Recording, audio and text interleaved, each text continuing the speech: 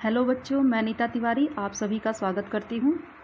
जैसा कि बच्चे हम क्लास 6 की हिस्ट्री का सेकंड चैप्टर कर रहे हैं और आई होप कि जो चैप्टर के नाम को लेके जो भी कन्फ्यूजन था वो आप लोग का दूर हो गया होगा और आप वीडियो को देख रहे होंगे और पढ़ रहे होंगे। लास्ट वीडियो में हमने पढ़ा था डोमेस्टिकेशन के बारे में, है ना, बसने की प्रक्रिया के बारे में पढ़ा था। वहाँ पर हमने अपना लास्ट वीडियो ख़त्म किया था। अब आइए, ये हमारा जो सेकंड चैप्टर का पार्ट 4 है, ये हमारा लास्ट पार्ट है। ये जो आपका सेकंड चैप्टर है ये कुछ लेंदी था, इसलिए आपका जो ये मैंने जो वीडियो बनाए हैं ये 4 पार्ट में बनाए हैं ताकि आप अच्छे से समझ सकें। ठीक है बच्चे, तो आइए हम अपने इस वीडियो को स्टार्ट करते हैं। तो सबसे पहले तो चैप्टर का नाम देख लीजिए ताकि आपको फिर कन्फ्यूज़न ना हो। तो आपका सेकेंड चैप्टर था from hunting gathering to growing food. ठीक है बच्चों, और जैसा कि हम डोमेस्टिकेशन तक पढ़ चुके हैं तो आइए हम इसके आगे चलते हैं। A new way of life, एक नवीन जीवन शैली। ठीक है, if you plant a seed you will notice that it takes some times to grow. This may be for several days, weeks, months, and in some cases years. When people began growing plants, it means that they had to stay in the same place for a long time, looking after the plants, watering, weeding, driving away animals and birds till the grain ripened. ठीक है, and then the grain had to be used carefully. तो अब इसमें क्या कहा जा रहा है कि तुम किसी पौधे के बीज को बोकर देखो। ठीक है, तुम पाओगे कि इसे विकसित होने में, मतलब कि इसे बड़ा होने में, इसे ग्रो करने में कुछ वक्त लगता है। इसमें कुछ दिन, महीने या फिर साल तक लग सकता है ना। जैसे आप खुद से एक प्लांट मतलब कभी एक प्लांट बो के देखो, है ना, प्लांटिंग करके देखो कि आपने कभी लगाया भी होगा कोई प्लांट, तो आपने देखा होगा कि वो धीरे धीरे ग्रो करता है ना। ऐसा नहीं है ना कि आज हमने प्लांट सीड डाला और वो कल जो है वो प्लांट इतना बड़ा हो गया, ऐसा नहीं होता ना, उसको टाइम लगता है। तो क्या होता है कि किसी प्लांट को डेवलप होने में, ग्रो करने में कुछ वीक लग सकते हैं, किसी को मंथ्स लग सकते हैं, और किसी प्लांट्स को क्या है कि पूरा का पूरा साल भी लग सकता है। तो क्या होता था कि इसलिए जब लोग पौधे उगाने लगे तो उनकी देखभाल के लिए उन्हें एक ही जगह पर लंबे समय तक रहना पड़ता था। बीज बोने से लेकर फसलों के पकने तक पौधों की सिंचाई करने, खरपतवार हटाने, जानवरों और चिड़ियों से उनकी सुरक्षा करने जैसे बहुत से काम शामिल थे। अब क्या हुआ कि जब लोग प्लांटिंग करने लगे, जब लोग बोना शुरू कर दिया, लोगों ने फसल उगाना शुरू कर दिया, तो उसके लिए उनको एक ही जगह पर रहना पड़ा। ठीक है, वहीं एक जगह उनको सेटलमेंट होना पड़ा, उनको सेटलमेंट करना पड़ा, एक जगह पर रहना पड़ा। क्यों? क्योंकि उनको पौधे की देखभाल करनी थी, है ना, पौधे की देखभाल करनी है। खरपतवार जो घास पत्ते होते हैं उनको निकालना होता था। ठीक है, और जो पौधे, जो बीज होते थे, जो पौधे होते थे, उनकी देखभाल भी करनी होती थी। किससे? जानवरों से और चिड़ियों से। ठीक है, तो इसलिए उनको क्या होता था कि जब भी वो खेती करना, जब लोगों ने शुरू किया, जब उन्होंने बीज बोना शुरू किया, पौधे लगाने शुरू किए, तो वो लोग एक जगह पे स्थायी रूप से रहना उन लोगों ने स्टार्ट किया। As grain had to be stored for both food and seed, people had to think of way of storing it. In many areas, they began making large clay pots or wave baskets or dug pits in the ground. अब क्या है कि अनाज को भोजन और बीज दोनों ही रूपों में बचाकर रखना आवश्यक था, है ना। जो अनाज वो बोते थे उसको क्या करते थे कि उनको खाने के लिए भी इस्तेमाल करना था और उसी को सीड्स के रूप में भी बचा के रखना था ताकि वो नेक्स्ट टाइम फिर उसको यूज़ कर सके बोने के लिए, है ना, खेती करने के लिए। इसलिए लोगों ने क्या सोचा कि इसलिए लोगों ने इसके भंडारण की बात सोची, मतलब उनको सोचना पड़ा कि इसको हम कैसे स्टोर करके रख सकते हैं ताकि हमारे आगे फ्यूचर में भी हमारे काम में आए, है ना। तो बहुत से इलाकों में लोगों ने मिट्टी के बड़े बड़े बर्तन बनाए, टोकरियाँ बुनी या फिर ज़मीन में गड्ढा खोदा। तो लोगों ने इसके लिए क्या सोचा कि भाई सीड्स तो कलेक्ट करके रखना है, उनको बचा के रखना है। तो लोगों ने क्या किया कि बहुत सारे जगहों पे बड़े बड़े मिट्टी के बर्तन बनाए। कुछ जगहों पे लोगों ने टोकरियाँ बुनी और फिर कुछ जगहों पे लोगों ने क्या किया कि ज़मीन में गड्ढा खोद करके और उसमें जो बीज है उसको उन्होंने प्रिजर्व करके रखना शुरू किया। ठीक है, तो यहाँ मतलब हमने क्या पढ़ा कि जब लोगों ने खेती करना शुरू किया तो वो एक जगह स्थायी रूप से रहना उनके लिए अनिवार्य हो गया है ना, ज़रूरी हो गया कि वो एक जगह रुकें। क्यों? क्योंकि भाई पौधे की देखभाल करनी पड़ेगी, जो आपने पौधे लगाए हैं उसके आसपास जो अननेसेसरी जो घास निकल जाते हैं उनको क्लीन करना पड़ता है। तो नहीं तो सारे न्यूट्रिशन तो वो घास ले लेंगे ना, तो प्लांट्स को न्यूट्रिशन कहाँ से मिलेगा।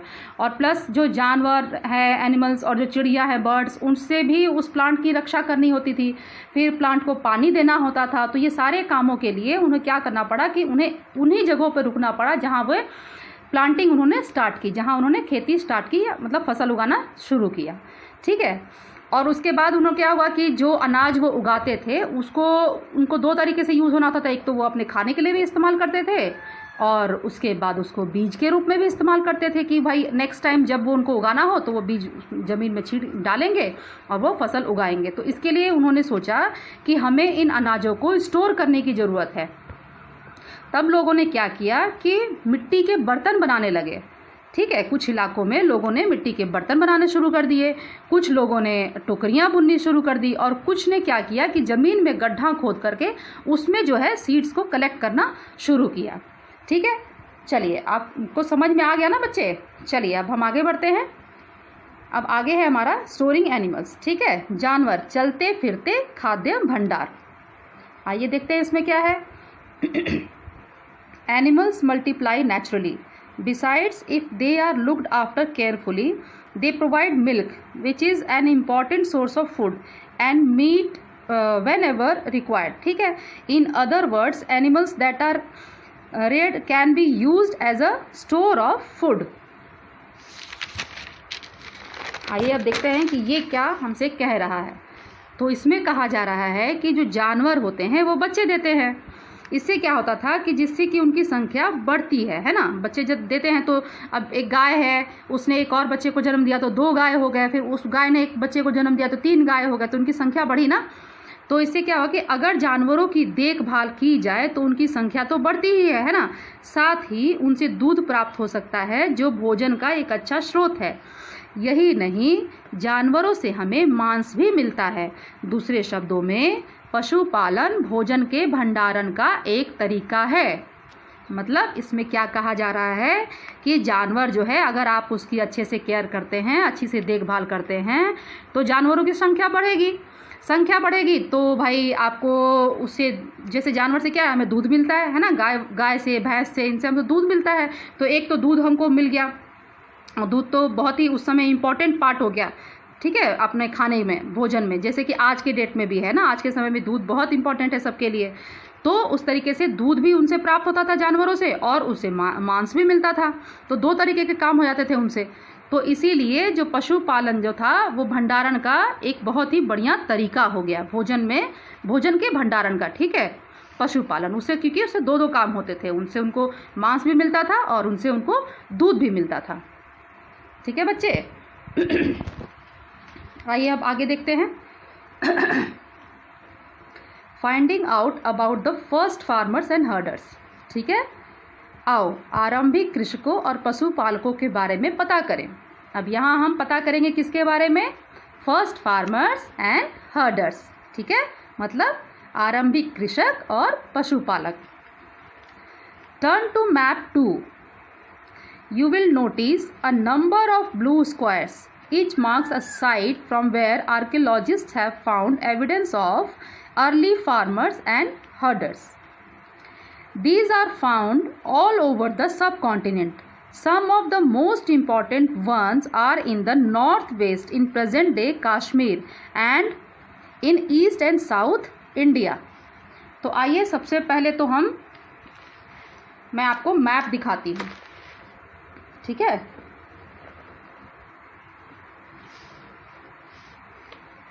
ये देखिए, ये देख रहे हैं मैप। नीले क्या बोले जा रहे हैं आपको? ब्लू स्क्वायर बोला गया है ना।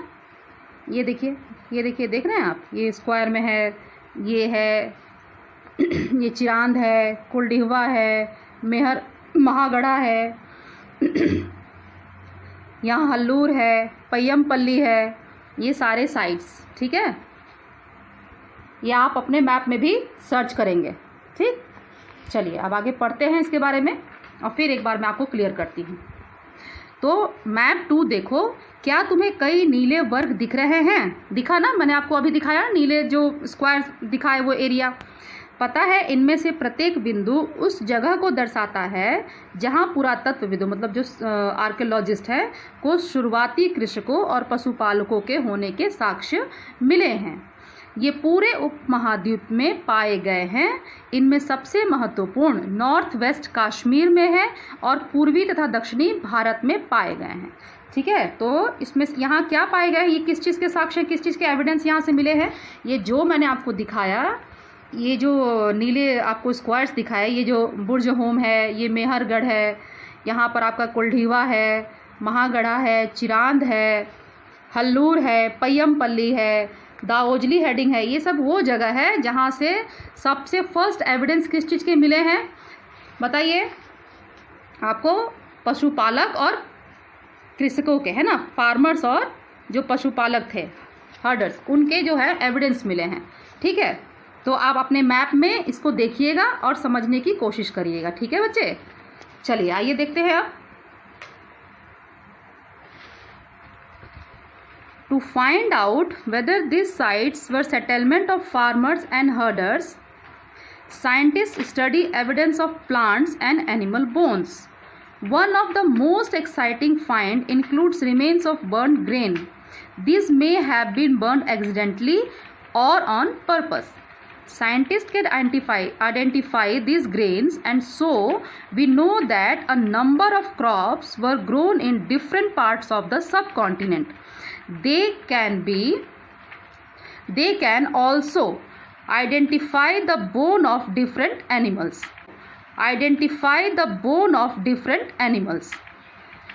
अब क्या है कि वास्तव में ये निर्दिष्ट स्थान जो मैंने आपको मैप में अभी जो जगह दिखाया ये उसके बारे में बोला जा रहा है। ठीक है, तो ये जो स्थान है यहाँ पर कृषकों और पशुपालकों की बस्तियाँ थीं, जो मैंने अभी आपको दिखाए, जो मैप में स्क्वायर वाला एरिया दिखाया ना, जो ब्लू कलर किया हुआ है, वो स्थान क्या थी? वहाँ पर कृषकों और पशुपालकों मतलब जो फार्मर्स और हर्डर्स थे उनकी बस्तियाँ थी। ठीक है, मतलब उनके घर थे, वहाँ पर घर थी या नहीं, इसे जांचने के लिए वैज्ञानिक खुदाई में मिले पौधों और पशुओं की हड्डियों के नमूनों का अध्ययन करते हैं। मतलब कि जो ये जगह मैंने आपको दिखाया, यहाँ पर जो पशुपालक थे और जो कृषक थे उनके घर थे या नहीं, ये पता करने के लिए वैज्ञानिकों ने क्या किया कि जो खुदाई में जो भी पौधे मिले और जो पशुओं की हड्डियां मिली उनके ऊपर उनके नमूनों को लेकर वो अध्ययन किया, उन्होंने स्टडी की, है ना, रिसर्च किया, स्टडी की उस पर। और फिर उनसे क्या पता चला? उससे पता चलता है कि इनमें से सबसे रोचक जले हुए अनाज के दानों के अवशेष हैं। इनमें सबसे इम्पॉर्टेंट क्या उनको मिला कि वहाँ पर कुछ अनाज के दाने मिले जो कि जले हुए थे। ऐसा लगता है कि ये गलती से या फिर जानबूझकर जलाए गए होंगे।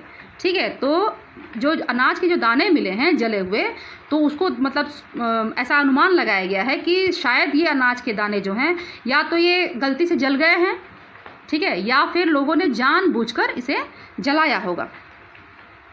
वैज्ञानिक इन अनाज के दानों की पहचान कर सकते हैं। मतलब वैज्ञानिकों ने जब रिसर्च किया, जब स्टडी की, तो उन्होंने उस अनाज के दानों की पहचान कर ली। ठीक है, इस तरह हमें पता चलता है कि इस उपमहाद्वीप के विभिन्न भागों में बहुत सारी फसलें उगाई जाती रही होंगी। वैज्ञानिक विभिन्न जानवरों की हड्डियों की भी पहचान कर सकते हैं। इससे क्या पता चल रहा है कि जो हमारा उपमहाद्वीप है, यहाँ के विभिन्न भागों में मतलब अलग अलग जगहों पे अलग अलग तरह की बहुत सारी जो फसल है वो उगाई जाती रही होगी, है ना। इन सब चीज़ों से यही पता चलता है। और जब ये सब चीज़ें हो रही हैं तो इससे हमें ये भी पता चलता है कि हाँ, वहाँ पर लोगों की बस्तियाँ होंगी, लोग वहाँ बसे होंगे। ठीक है, आइए अब आगे देखते हैं। टुवर्ड्स अ सेटल्ड लाइफ, स्थायी जीवन की ओर। अब यहाँ तक तो हमने पढ़ा कि लोगों ने कैसे खेती के बारे में, वो जानवरों के पालन के, पशुपालन के बारे में, और कैसे वैज्ञानिकों ने रिसर्च किया, इन सब चीज़ों के बारे में यहाँ हमने पढ़ा। वो साइट्स भी देखे जहाँ से हमें इनके एविडेंस मिले हैं। तो आइए अब आगे देखते हैं कि आगे क्या कहा जा रहा है। आगे है कि स्थायी जीवन की ओर, लोग अपने स्थायी जीवन की ओर मतलब सेटल्ड लाइफ की ओर किस तरीके से आगे बढ़े। ठीक है, तो archaeologists have found traces of huts or houses at some sites. For instance in Burzahom in present day Kashmir. People built pit houses which were dug into the ground with steps leading into them. These may have provided shelter in cold weather. अब यहाँ क्या है कि archaeologist को कुछ पुरास्थलों पर, मतलब कि जो साइट्स जहाँ खुदाई की जाती है ना, जहाँ से एविडेंस मिले हैं उनको पुरास्थल बोलते हैं। ठीक है, उनको क्या मिला है, आर्कियोलॉजिस्ट को पुरास्थलों पर झोपड़ियों और घरों के निशान मिले हैं, जैसा कि बुरज़होम वर्तमान कश्मीर के लोग गड्ढे के नीचे घर बनाते थे जिन्हें गर्तवास कहा जाता है।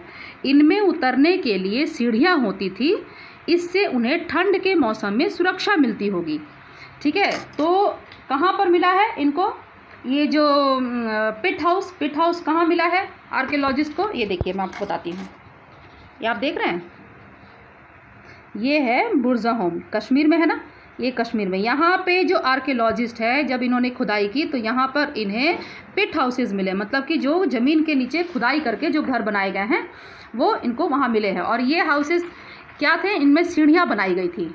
ठीक है, गड्ढा करके उसके नीचे घर बनाया गया था, और उसके नीचे उतरने के लिए, उस घर में उतरने के लिए नीचे की तरफ सीढ़ियाँ बनाई गई थी।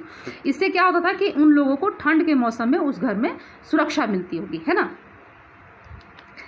Archaeologists have also found cooking huts both inside and outside the huts, which suggests that depending on the weather, people could cook food either indoor or outdoors. पुरातत्वविदों को, मतलब जो आर्कियोलॉजिस्ट हैं, उनको झोपड़ियों के अंदर और बाहर दोनों ही स्थानों पर आग जलाने की जगहें मिली हैं। ठीक है, ऐसा लगता है कि लोग मौसम के अनुसार घर के अंदर या बाहर खाना पकाते होंगे। अब जब आर्कियोलॉजिस्ट ने रिसर्च किया तो उनको जो उनको घर मिले थे, जो झोपड़ियाँ मिली, जो हट्स मिले, उन घरों के अंदर भी उनको आग जलाने की जगह मिली और उसके बाहर भी आग जलाने की जगह मिली। तो उससे अनुमान यह लगाया गया कि लोग जो थे, उस समय के जो लोग थे, वो जिस तरीके का वेदर होता था उसके अनुसार कभी घर के अंदर खाना बनाते थे और या घर के बाहर खाना पकाते थे। ठीक है बच्चे, चलिए। Stone tools have been found from many sites as well. Many of these are different from the earlier Paleolithic tools, and that is why they are called Neolithic. These include tools that were polished to give a fine cutting edge, and mortars and pestle used for grinding grain and other plant produce. ठीक है, तो आइए अब इसको देखते हैं। इसमें क्या कहा जा रहा है कि बहुत सारी जगहों से पत्थर के औजार भी मिले हैं। तो आपको पता ही है, आप शुरू से पढ़ते आ रहे हैं कि हमें स्टोन टूल्स मिले हैं आर्कियोलॉजिस्ट को, है ना। इनमें से कई ऐसे हैं जो पूरा पाषाण युगीन उपकरणों से भिन्न है, मतलब कि जो पैलोलिथिक पीरियड था, या इसको लोअर स्टोन एज बोलिए, है ना। मैंने आपको पहले बताया था ना कि 3 स्टेज में इसको आर्कियोलॉजिस्ट ने डिवाइड किया हुआ है ना, lower, up, middle and upper. तो जो ये लोअर वाला है, लोअर स्टोन एज या पैलोलिथिक पीरियड, इसमें जो स्टोन के टूल्स बनाए जाते थे, उस टूल से कुछ अलग तरीके के, कुछ उससे डिफरेंट तरीके के जो टूल्स हैं वो आर्कियोलॉजिस्ट को मिले हैं। ठीक है, इसलिए इन्हें नवपाषाण युग का माना गया है।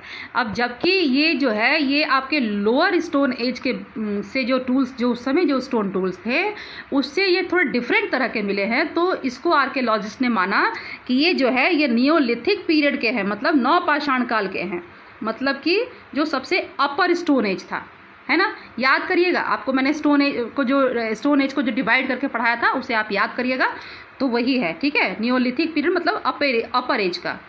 इनमें वे औजार भी हैं जिनकी धार को और अधिक पैना करने के लिए उन पर पॉलिश चढ़ाई जाती थी। ओखली और मूसल का प्रयोग अनाज तथा वनस्पतियों से प्राप्त अन्य चीज़ों को पीसने के लिए किया जाता था। उस समय आर्कियोलॉजिस्ट को वहाँ से जो ये नियोलिथिक साइट्स हैं, यहाँ से आर्कियोलॉजिस्ट को क्या क्या मिले हैं कि मूसल और ओखली भी मिले हैं। ठीक है, मोटार्स और पिस्टल्स आपने देखा होगा, आप अपने मम्मी से पूछना, गांव में ओखली और मूसल होता था। ठीक है, आज भी कई घरों में ये इस्तेमाल होता है। ठीक है बच्चे, देखिए, आज हजारों साल बाद भी ओखली और मूसल का प्रयोग अनाज पीसने के लिए किया जाता है। ठीक है, तो आज भी इसका इस्तेमाल किया जाता है। जैसे कि आज एडवांस में आप इसको एक एग्जांपल में मान लीजिए कि आज टेक्नोलॉजी इतनी डेवलप हो चुकी है, तो आज हम अपने घर में मिक्सर ग्राइंडर रखते हैं, है ना। जस्ट लाइक वही चीज़ है ये ओखली और मूसल, जो पहले के समय में होता था और गांव में आज भी इसका इस्तेमाल किया जाता है। आप अपने मम्मी से, अपनी दादी से इसके बारे में पूछिएगा, वो आपको ज़रूर बताएंगे इसके बारे में। ठीक है बच्चों, चलिए अब आगे बढ़ते हैं। At the same time tools of the Paleolithic types continued to be made and used, and remember some tools were also made of bone।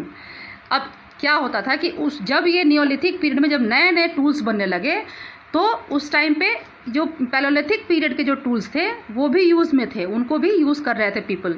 ठीक है, और ये याद रखना है कि क्या है कि सम टूल्स जो थे, बहुत सारे ऐसे टूल्स थे जो कि बोन से भी बनाए जाते थे। ठीक है ना, हड्डियों से भी बनते थे। मतलब कि नियोलिथिक पीरियड में जो नए नए टूल्स बनने लगे, उसके साथ साथ जो पुराने टूल्स थे उनको भी लोग इस्तेमाल करते थे, उनको भी लोग यूज़ करते थे, और उसके साथ साथ हड्डियों से भी टूल्स बनाते थे अपने यूज़ के लिए। चलिए बच्चे, आई होप कि आप सब समझ रहे होंगे कि मैं क्या बता रही हूँ। ठीक है, चलिए।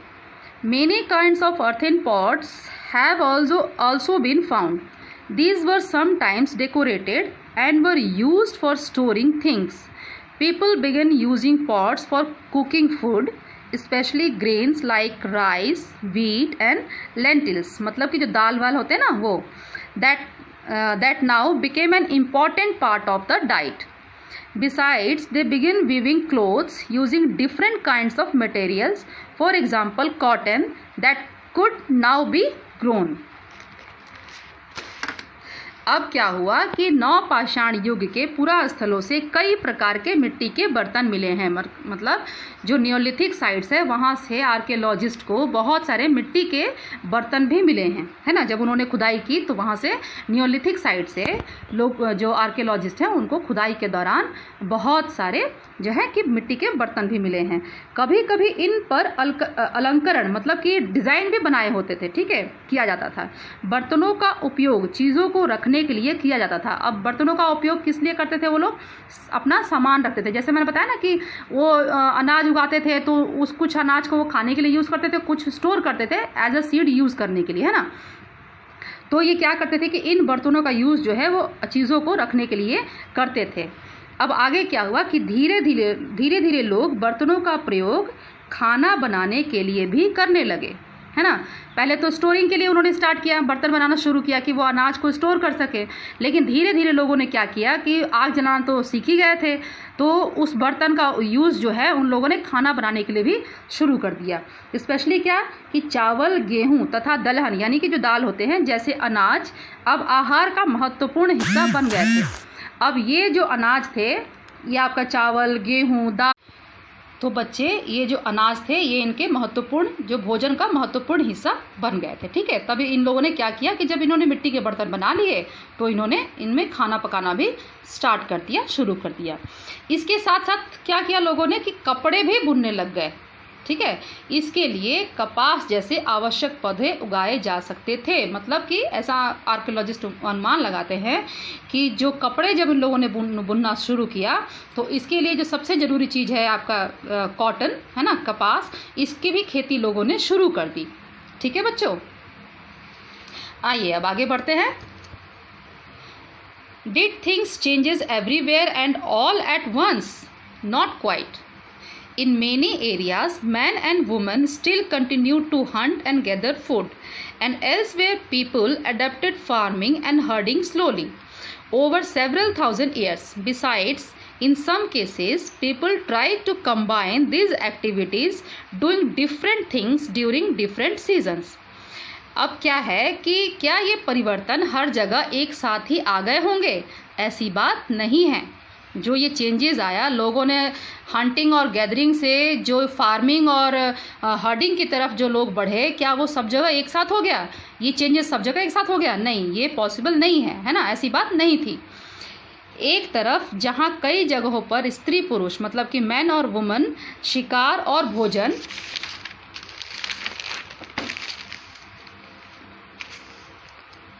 संग्रह करने का काम करते थे, वहीं अन्य लोगों ने हजारों सालों के दरमियान धीरे धीरे खेती और पशुपालन को अपना लिया। मतलब कि जहाँ एक तरफ कुछ लोग ऐसे थे कि जो अभी भी क्या कर रहे थे, अभी भी शिकार कर रहे थे, अभी भी जो फूड है उसको मतलब कलेक्ट कर रहे थे, संग्रह कर रहे थे, गैदर कर रहे थे ना, वहीं दूसरी ओर क्या हुआ कि हजारों सालों के दरमियान लोगों ने क्या किया, धीरे धीरे खेती और पशुपालन भी अपना लिया है ना, लोगों ने शुरू कर दिया। बहुत जगह लोग मौसम के मुताबिक बदल बदल कर अपनी जीविका चलाया करते थे। बहुत सारी जगह पे लोगों ने क्या किया कि जैसा वेदर होता था वैसा वो अपना काम करते थे, मतलब उसी तरीके से अपने लिए भोजन की व्यवस्था करते थे। ठीक है, अपने लिए फूड कलेक्ट करते थे। ठीक है बच्चों, चलिए अब आगे देखते हैं। A closer look, living and dying in Mehrgarh. अब हम यहाँ मेहरगढ़ के बारे में पढ़ेंगे। मेहरगढ़ में जीवन और मृत्यु। ठीक है, फाइंड मेहरगढ़ ऑन मैप 2। अब आपको मैंने मैप दिखाया था ना। This site is located in a fertile plain near the Bolan Pass which is one of the most important routes into Iran. ठीक है, अब आपको मैं एक बार मेहरगढ़ दिखा देती हूँ मैप में। ये देखिए, ये है आपका मेहरगढ़।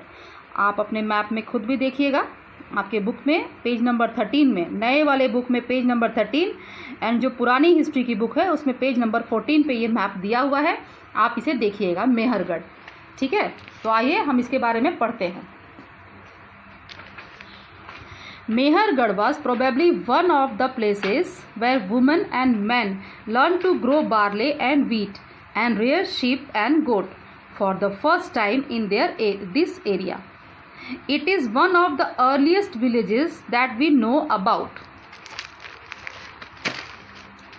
अब क्या है कि आपको मैंने मानचित्र में मैप में दिखा दिया ना, मेहरगढ़ दिखाया। अब आप खुद भी देखिएगा ये क्या था। मेहरगढ़ जो है ये ईरान जाने वाले सबसे महत्वपूर्ण रास्ते बोलन दर्रे के पास एक हरा भरा समतल स्थान है। ये कैसा स्थान है? ये बहुत ही हरा भरा और प्लेन है ना, ऐसे जो पहाड़ वाला एरिया होता है ना, ऐसा नहीं है, बिल्कुल ये प्लेन एरिया है। ठीक है, मेहरगढ़ संभवतः वह स्थान है जहाँ के सभी मतलब जहाँ के स्त्री और पुरुषों ने मतलब मैन और वुमेन ने इस इलाके में सबसे पहले जौ गेहूं उगाना और भेड़ बकरी पालना सीखा। हम मेहरगढ़ वाले हम इस इलाके की बात कर रहे हैं, तो याद रखिएगा कि यहाँ के जो लोग थे, मेहरगढ़ के लोग थे, इन लोगों ने यहाँ के जो स्त्री और पुरुष थे मतलब मैन और वुमेन, इन्होंने सबसे पहले अपने इलाके में जौ और गेहूं को उगाना शुरू किया और भेड़ बकरी को पालना। तो अभी आपने क्या देखा कि मेहरगढ़ वह स्थान था जहाँ की स्त्री और पुरुषों ने इस इलाके में सबसे पहले जौ और गेहूं को उगाना और भेड़ बकरी को पालना सीखा। ठीक है, अब आइए आगे बढ़ते हैं।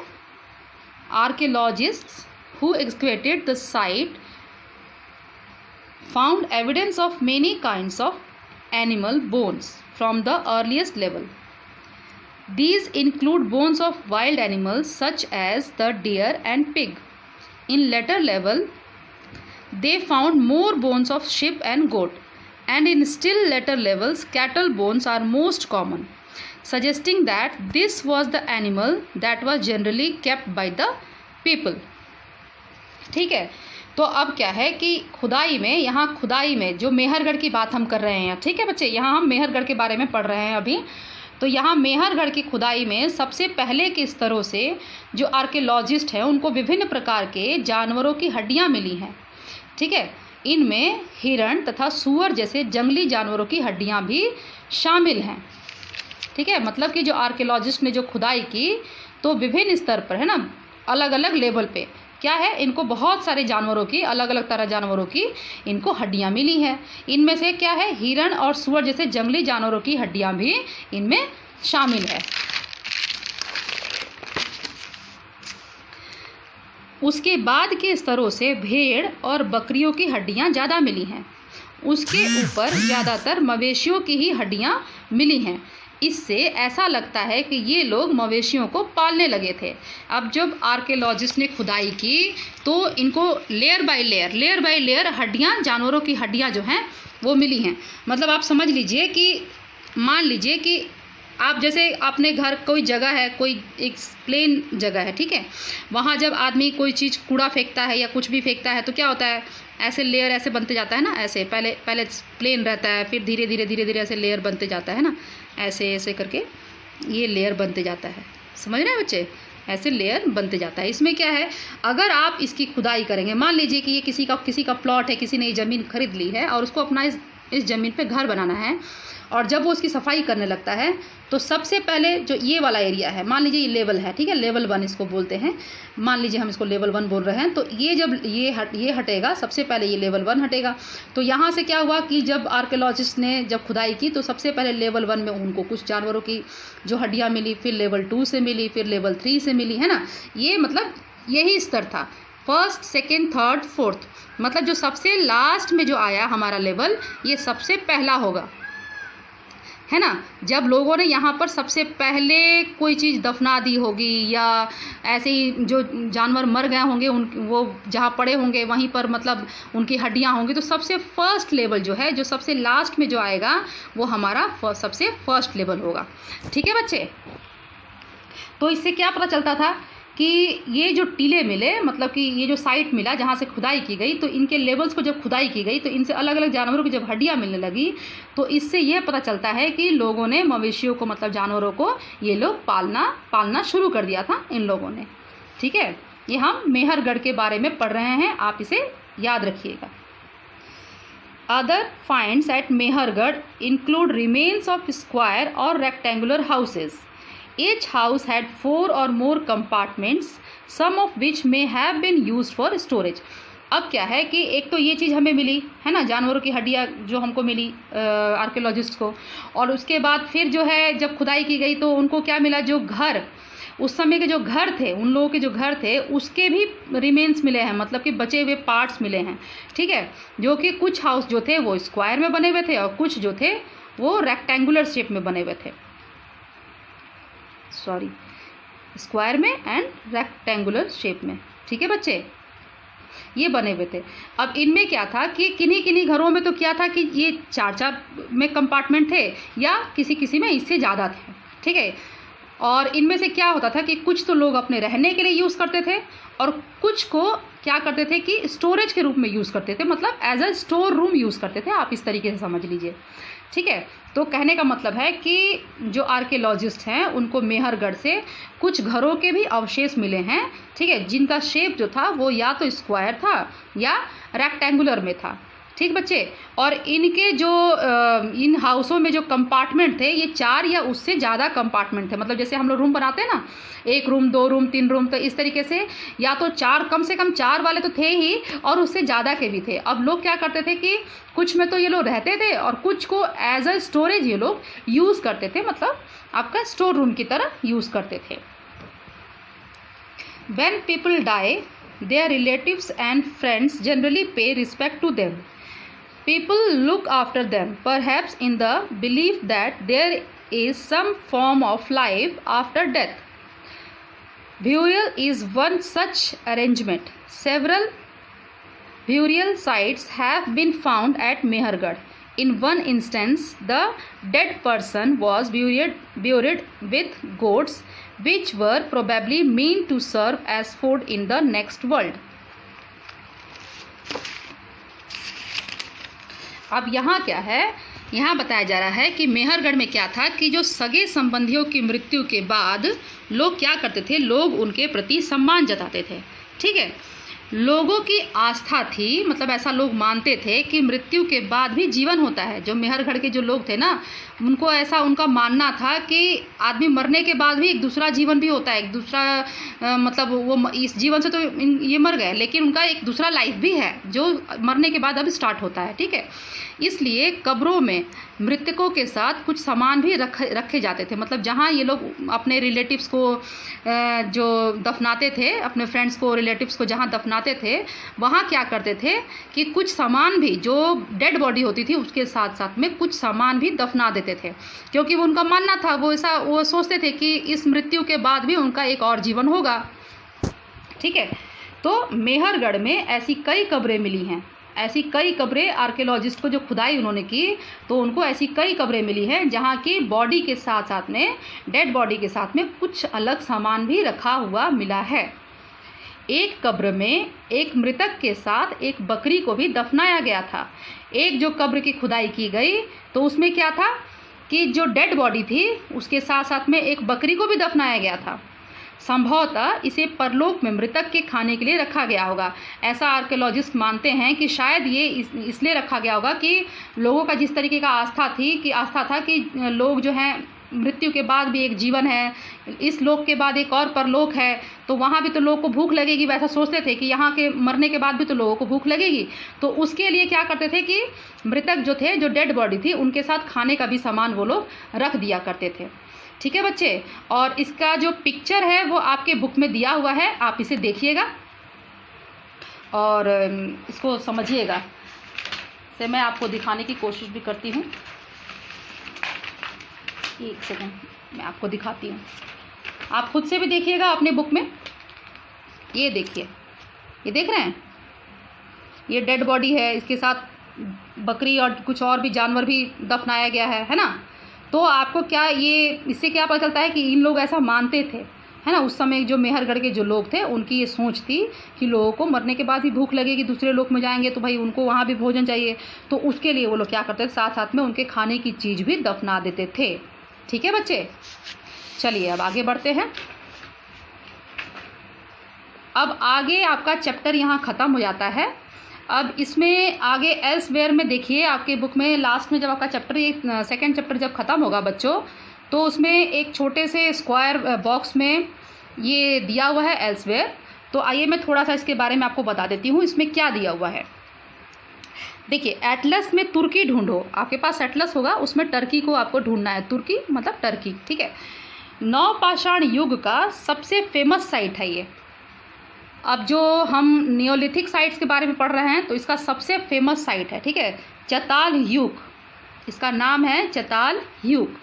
यहाँ दूर दराज स्थानों से कई चीज़ें लाई जाती थी। ये जो जगह है यहाँ पर बहुत दूर दूर जगहों से बहुत सारी चीज़ें लाई जाती थी और उनका उपयोग भी किया जाता था। अब सामान लाएंगे तो उसका उपयोग भी करेंगे, तो दूर दूर से सामान भी लाते थे लोग और उसका यूज़ भी करते थे। अब सामान कहाँ कहाँ से लाया जाता था, जैसे कि सीरिया से लाया गया चकमक पत्थर, मतलब चमकने वाला पत्थर कहाँ से लाया जाता था, सीरिया से, ठीक है। लाल सागर की कौड़ियाँ होती हैं जो समुद्र से मिलती हैं, ठीक है बच्चे, तथा भूमध्य सागर की सीपियाँ। आप सीपियाँ भी आपको पता ही हैं, ये सब जो कौड़ी और सीपियाँ हैं ये सब हमें समुद्र से मिलती हैं, ठीक है बच्चों। ध्यान रहे कि उस समय तक पहिए वाले वाहन का विकास नहीं हुआ था। लोग सामान खुद या जानवरों की पीठ पर लाद कर ले जाया करते थे। अब सामान तो बहुत लाते थे ये लोग, लेकिन उस समय क्या था, उस समय व्हील्स का जो है आविष्कार नहीं हुआ था, ठीक है। मतलब पहिए वाले वाहन जो हैं, जैसे आज आपके पास कार है, बाइक है, साइकिल है, तो उस समय ऐसा कुछ भी नहीं था। तो लोग क्या करते थे कि या तो खुद ही सामान उठाते थे या अपने जानवरों की पीठों पर ये सामान जो है पीठ पर लाद कर ले आया करते थे, ठीक है। तो आप इसे एल्सवेयर में देखिएगा और एटलस में तुर्की को ढूंढिएगा, उसके बाद देखिएगा, ठीक है। ये हमारा नियोलिथिक साइट का सबसे फेमस, जो नियोलिथिक पीरियड का सबसे फेमस साइट है, इसका नाम क्या है, चताल युग। तो बच्चे ये चैप्टर हमारा, सेकेंड चैप्टर हमारा आज यहीं पर ख़त्म होता है और आई होप कि आप लोग ने सारे वीडियोस को देखे होंगे, क्योंकि जब तक आप शुरू से वीडियो को नहीं देखेंगे, शुरू से चैप्टर को नहीं पढ़ेंगे, तो आपको बिल्कुल समझ में नहीं आएगा कि मैंने अभी तक आपको क्या पढ़ाया।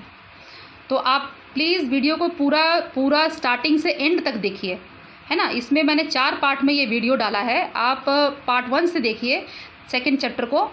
इनफैक्ट मैंने चैप्टर 1 भी डाला हुआ है। जिन्होंने चैप्टर 1 नहीं देखा होगा, मैं चाहूँगी कि आप चैप्टर 1 भी देखिए और उसे पढ़िए। और इसके बाद, इस वीडियो के बाद मैं अब आपके लिए क्वेश्चन आंसर सीरीज इसके लेके आऊँगी। तब तक आप चैप्टर को खूब अच्छे से सुनिए, पढ़िए और समझने की कोशिश कीजिए। फिर भी अगर कुछ ना समझ में आए बच्चों, तो मैं हूँ आपके लिए। आप मुझे मैसेज करें, कमेंट करें, मैं आपके हर कमेंट का आंसर दूंगी। तो मैं आपके कमेंट का वेट भी कर रही हूँ, आप प्लीज़ मुझे कमेंट ज़रूर करिए। और बच्चे पढ़ते रहिए, अपना ख्याल रखिए। मुस्कुराते रहिए एंड बाय बाय।